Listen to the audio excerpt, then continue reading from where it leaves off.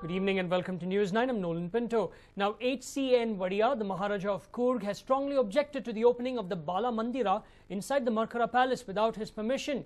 In a letter to the Kodagu Deputy Commissioner, he claimed he is the owner of the palace as his ancestors did not transfer it to the then government of Mysore or the government of India. Now, claiming to be a descendant of the erstwhile rulers of Kodagu, a flour mill owner from Mysore had gained possession of the historic 17th century palace and fort. But today the government officials broke down the lock, saying the possession was illegal.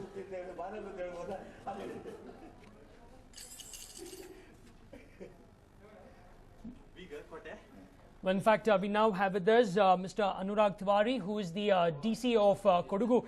Mr. Tiwari, can you tell us about the action taken by your staff today? Good afternoon. Good evening. Good evening, sir.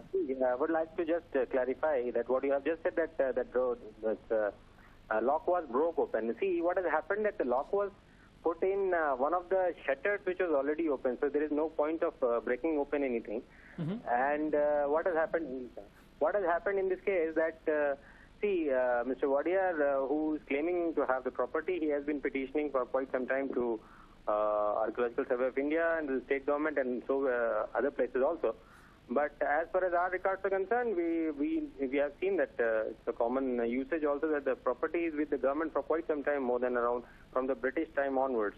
And as of now, we haven't got any orders from any competent authority to decide whether it is honorable courts in this matter or any other agencies of the government, various agencies of the central government or the state government, in which they might have ever accepted or said, or even the party might have been able to prove its claim on the property. So without any valid documents, nobody has a right to put a lock on any government property.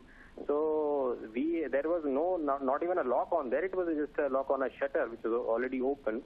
And in this regard, we have already said that I've already, let me put it on record also, that since something has been done, so we are investigating the matter, and once whatever has to be done, we will take a legal action in this regard. Mr. Tiwari, he said that he has documents and that the palace was never transferred to the government, the then government of Mysore or also the government of India.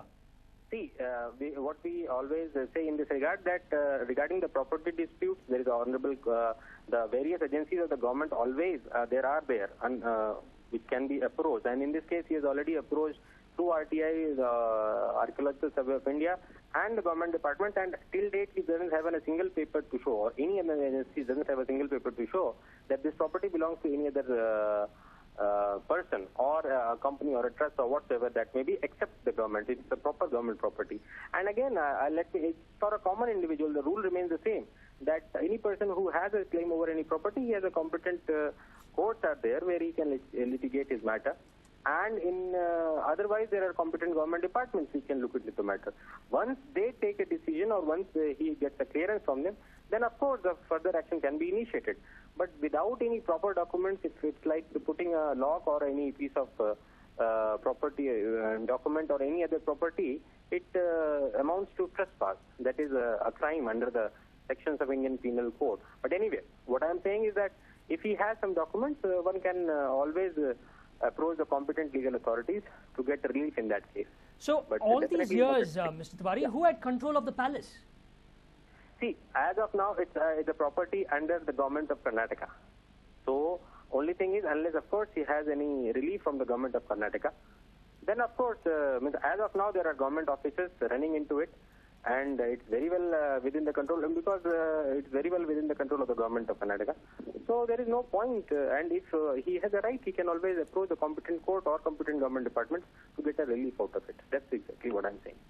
All right. Now, he's also stated, we spoke to him an hour ago, and he stated that he will take this matter to the High Court in order to get back possession. What will the government do? No, see, point is this, that in India, everybody is free to challenge anybody's order and anything, and whatever the legal way we'll have to do, we will do it. All right. All right. The right to approach the court. All right, Mr. Tiwari, thank you very much for speaking to News 9. That was Mr. Anurag Tiwari, Deputy Commissioner Kodagu, telling us that as far as he and the government are concerned, Wadia does not have proof to state that this belongs to him, and according to him, putting a lock on a government building or any building that belongs to the government or property is illegal under various sections of the Criminal Procedure Code.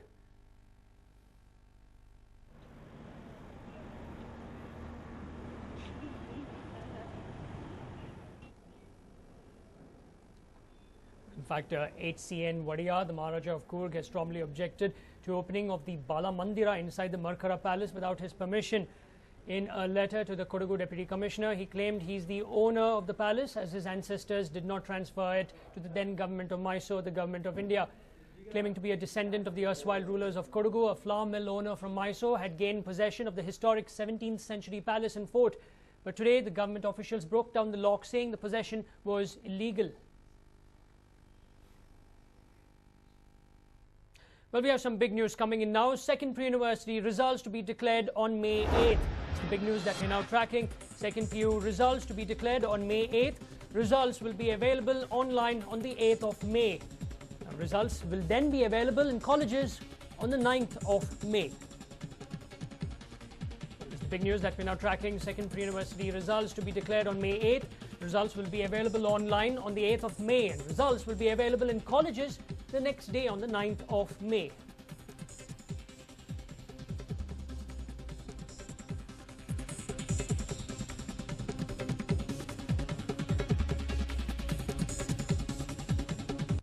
Well, moving on, the father of the girl who is at the centre of the Snoopgate scandal moved the Supreme Court seeking a stay on the centre's plan to set up a one-judge probe panel. The case has been deferred to Friday. The woman who was allegedly spied upon told the Supreme Court that she was grateful for the surveillance, which she said she had sought for her own safety. In a petition, the woman said they were thankful to the Gujarat government for taking steps on a personal request. These were safety measures not only within their knowledge but fully justified. When the court takes up the case next on Friday, it may pass in interim orders on stopping both the centre and the Gujarat government from investigating the case. The girl's father alleged violation of privacy, asking the apex court to restrain the incumbent government from setting up a commission to investigate the snooping scandal. The Supreme Court, in response, issued notices to the centre as well as the Gujarat government and ordered that the identity of the family involved in the case be protected.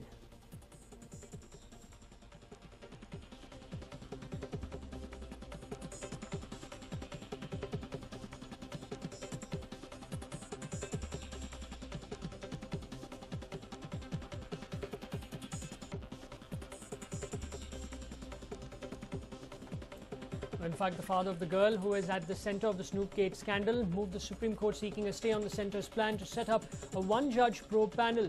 The case has been deferred to Friday. The woman who was allegedly spied upon told the Supreme Court that she was grateful for the surveillance, which she said she had sought for her own safety. In a petition, the woman said they were thankful to the Gujarat government for taking steps on a personal request. These were safety measures not only within their knowledge but fully justified.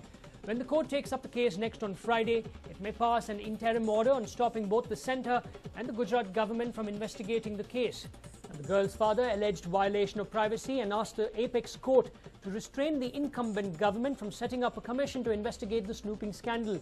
The SC, in response, issued notices to the centre as well as the Gujarat government and ordered that the identity of the family involved in the case be protected.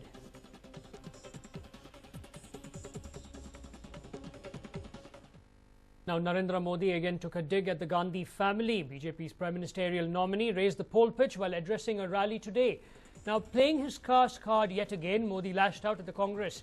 He said that those in the Congress taunted him for being an ordinary tea vendor, but he claimed that he just sold tea and didn't sell the nation. चाय बेचने वाला देश चलाएगा क्या? चाय बेचने वाला देश चलाएगा क्या? भाइयों बहनों, हमने चाय ही तो बेची है, देश को नहीं बेचा ना.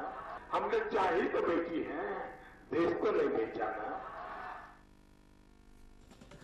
Now, earlier in the day, while responding to Priyanka Gandhi's low-level politics jibe, Narendra Modi said he is from the backward class and that is why they think his politics is low-level. Now, Modi went on to ask whether being born in a backward caste is a crime. In a sharp retort to Priyanka Gandhi's barb of indulging in low-level politics, Modi today invoked his backward class status to further mount an attack on the Congress's star campaigner.